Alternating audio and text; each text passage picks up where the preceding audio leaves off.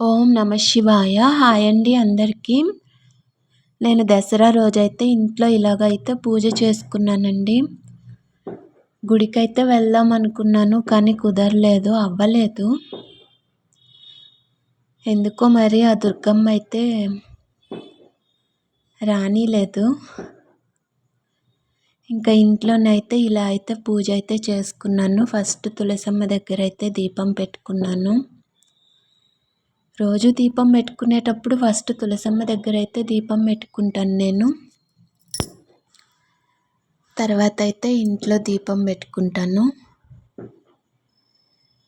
ఇంకా తులసమ్మ దగ్గర అయితే దీపం పెట్టి ఆకు వక్క అరటి పండ్లు ప్రసాదాలు ఒక 3 రకాలు అయితే చేశానండి. నవరాత్రులప్పుడు దుర్గమ్మకి ప్రసాదాలు ఏం చేసి పెట్టలేదు.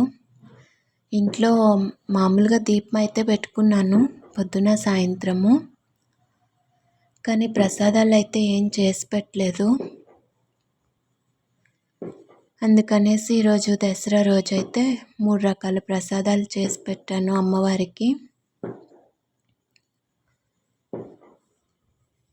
అంటే ఉండి కూడా చేసి పెట్టలేదు అనుకుంటారేమో, ఆర్థిక స్తోమత లేక చేసి పెట్టలేదండి. ఇంకా దసరా రోజైతే ఎలా అయినా చేయాలనేసి చేశాను. ఇంకా తులసమ్మ దగ్గర అయితే దీపం పెట్టుకున్నాక గడప పూజ అయితే చేసుకుంటాను.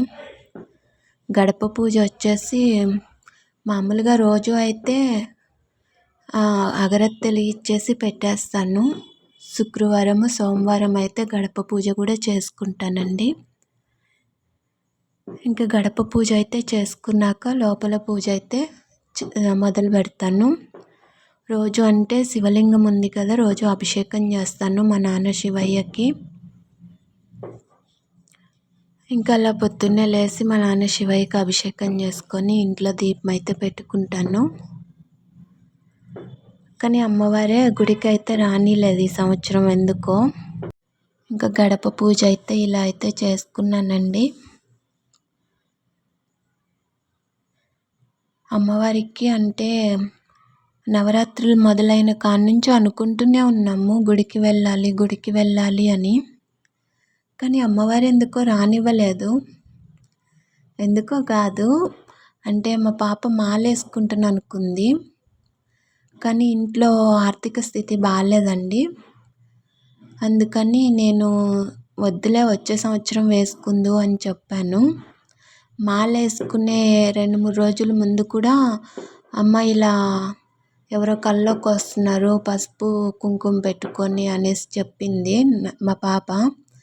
ఇంకా అర్థమైంది అమ్మవారే వస్తున్నారేమో అనుకొని, సరే అమ్మవారే వస్తున్నారమ్మా, ఇప్పుడు మనకి చేత కాదు, మాల వేయాలంటే కొంచెం అమౌంట్ ఖర్చు అవుతుంది కదా, వచ్చే సంవత్సరం అయితే ఖచ్చితంగా వేస్తామని దండం పెట్టుకో అమ్మవారికి అని చెప్పాను. నేను కూడా దండం పెట్టుకున్నాను.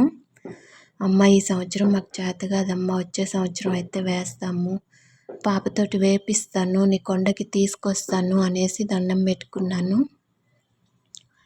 కానీ అమ్మవారికి కోపం పోలేదేమో, గుడికైతే రప్పించుకోలేదు.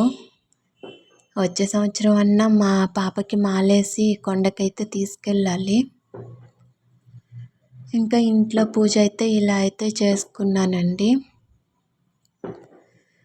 ఇంట్లో కూడా ఆకు వక్క అరటి పండ్లు ప్రసాదాలు 3 రకాలు అయితే చేసుకున్నాను. కొబ్బరికాయ కొట్టుకున్నానండి. ఈరోజు వచ్చేసి మా నాన్న శివయ్యకి అభిషేకం కొంచెం లేట్ అయింది. అంటే ఫస్ట్ 5 అభిషేకం అయితే చేస్తాను రోజు మా నాన్న శివయ్యకి. కానీ ఈరోజు అమ్మవారికి కూడా పూజ చేయాలనేసి అభిషేకం చేయలేదు. అంటే ప్రసాదాలు చేసేసరికి లేట్ అయిపోయింది. ఇంకా నాన్నకు కూడా అభిషేకం చేసేసి ప్రసాదాలు అయితే పెట్టేసి పూజ అయితే చేసుకున్నానండి. ఇలా ధూపం కూడా వేశాను. మా వీడియో కనుక మీకు నచ్చినట్లయితే లైక్ చేయండి, షేర్ చేయండి, సబ్స్క్రైబ్ చేసుకోండి. మైక్ లేదండి, అందుకే కొంచెం డిస్టర్బెన్స్గా ఉంటుంది వాయిస్. ప్లీజ్ అండి ఒక చిన్న లైక్ చేయండి, మీ లైక్ మాకు ఎంతో సపోర్ట్గా ఉంటుందండి. అదే పట్టు చీరలు కట్టుకొని పూజలు చేసే వాళ్ళ వీడియోస్ అయితే లైక్ చేస్తారు, కామెంట్స్ పెడతారు, అన్నీ చేస్తారు. మాలాంటి వీడియోస్ అయితే అసలు చూడను కూడా చూడరు. ఎందుకండి? ఒక్క లైక్ మాకెంతో సపోర్ట్గా ఉంటుంది. మళ్ళీ నెక్స్ట్ వీడియోలో కలుద్దాం. బాయ్ అండి.